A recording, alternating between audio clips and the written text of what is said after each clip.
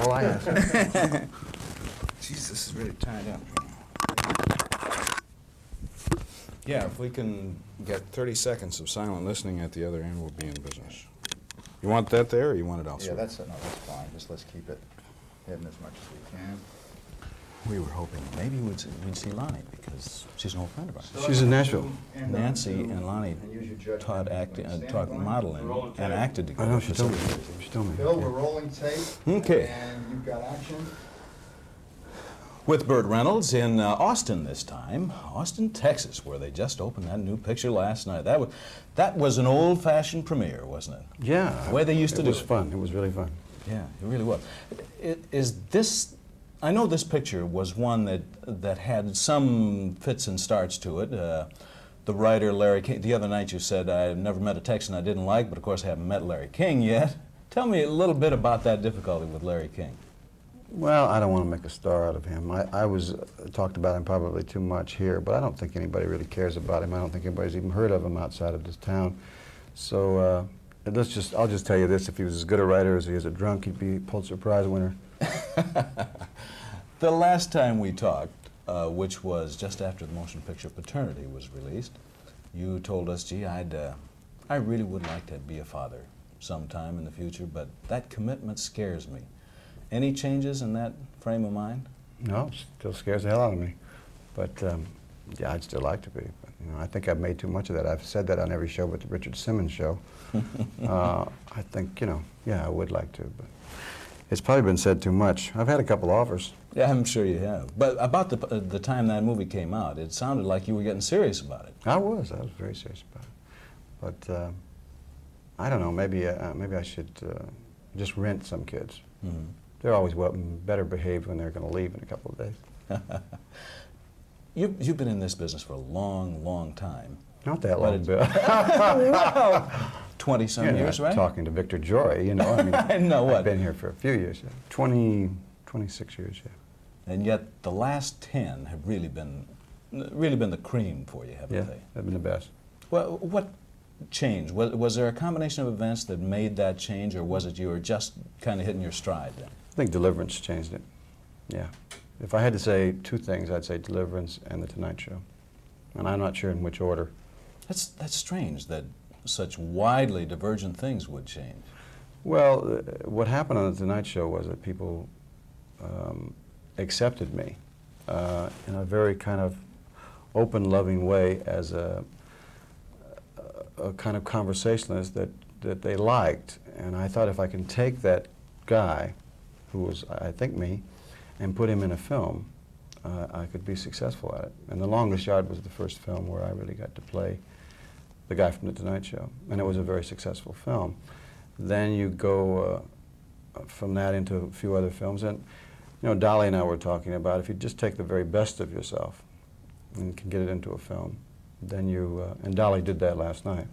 I mean, in spite of the fact she was playing a madam, it was pure Dolly Parton, the very best of her. Yeah. Dolly has the ability to exude positive vibes that are just so infectious. That's true. It must be incredible to have her on a movie set for that reason. It was. We had the best time I've ever had with a co-star in a film, in the sense that we're very much alike in a lot of ways. I mean, what makes me laugh makes her laugh, and we both like to be surrounded by people that are fun and having a good time. We don't like any turmoil, if we can possibly get rid of it, we do. And we built a little nest and had a good time. We were just talking with Dolly about the jokes about her obvious physical attributes and whether at a certain time that was uncomfortable to her because it perhaps diminished her intelligence or her wit or some other things in the minds of some people. You, in a different way, had a similar kind of thing, a very physical reputation that caused some to get in the way of judging you on other attributes, did you not? Yeah, I think probably people, certain people kind of review you as a real kind of stereotyped, aren't I wonderful leading man, who walks around with mirrors on his shoes, not to look up addresses, but to look at himself. He's not a likable person, that character that some people paint of me. But Dolly's Dolly's attributes and all that and the jokes, I think, really kind of help, because what happens is that you're so shocked at how really intelligent she is and how tremendous wit that she has, that it suddenly everything just sort of goes away. She's so aggressively positive that she's disarming, too. Yeah, she's so positive that she thinks Hitler was a good painter. You have been quoted as saying, and you've told me before, that directing is perhaps as much fun as anything that you do in this business. What makes you a good director? You've directed both motion pictures and stage. Is it your way with people, your understanding of the technicalities of acting, your vision of an idea dramatically? What is it? I think it's all those things. I don't know whether I have all those things, but I try to. In all the years that I've worked in films, I've only worked with two guys I'd like to work with again, and that's a sad commentary on the business. And I think that basically most directors are either very good with camera or very good with actors, and hardly ever are the two of them married. And when you find a guy who's great at both, you just want to work with him forever. And I was always fascinated with the camera and how it works, and from very early on. And I'm also fascinated with people. So I think it's a good combination. And it's interesting when you see real pros like Charles Durning and Dom DeLuise last night just take a little scene and gather it together and stick it in their pocket. Yes, they did. Isn't that fun? It's even more fun when I was the guy that had to kick ass to get him in the movie. Well, Burt, it's the best little whorehouse in Texas. It's one that people have been waiting for all summer long. It is out now, available to you to see. Congratulations on another. Thank you. beautiful It's always a project. pleasure talking to you. Good to see you. Thank you. Okay, can I get 30 seconds of listening here? And then we'll- Sure. Move in, yeah, before I- Like so?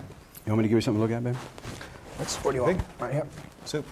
Is that good for the... You gotta See, that's what I said. Yeah, It's all I'll about have to camera. there you go. This tape I'm not good at. The stuff they sent out to us on the theater is very nice.